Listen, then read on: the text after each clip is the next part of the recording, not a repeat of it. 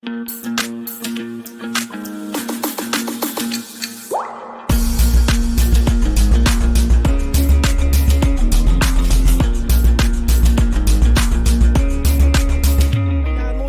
fin à son exil pour retrouver la terre de ses ancêtres, Guillaume Soro est à Ouagadougou.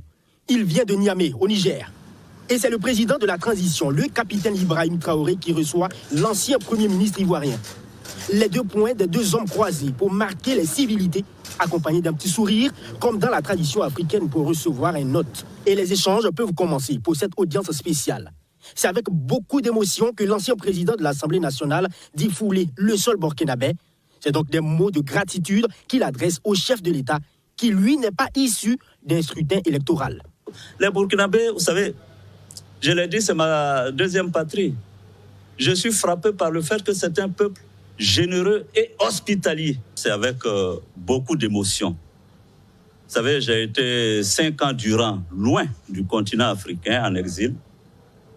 Et comme je me plais à le dire, c'est tellement saisissant de voir que je peux fouler à nouveau le sol du Burkina Faso grâce à un gouvernement militaire.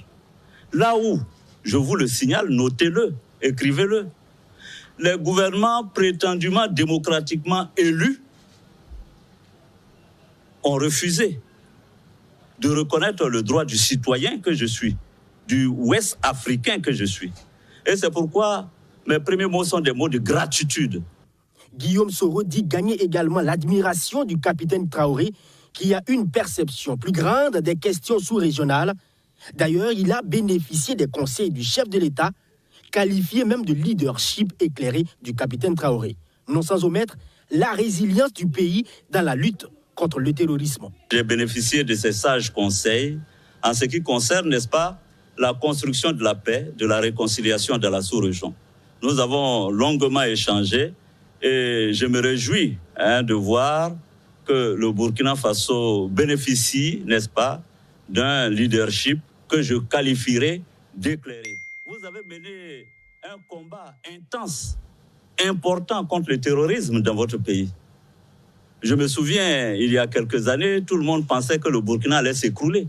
Or, le Burkina, aujourd'hui, à ce que je constate, non seulement a montré une capacité de résilience importante, mais aujourd'hui est en train de mener des offensives victorieuses.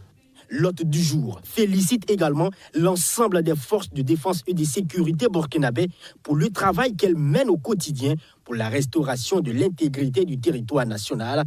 Il se dit satisfait de cet échange avec le chef suprême des armées.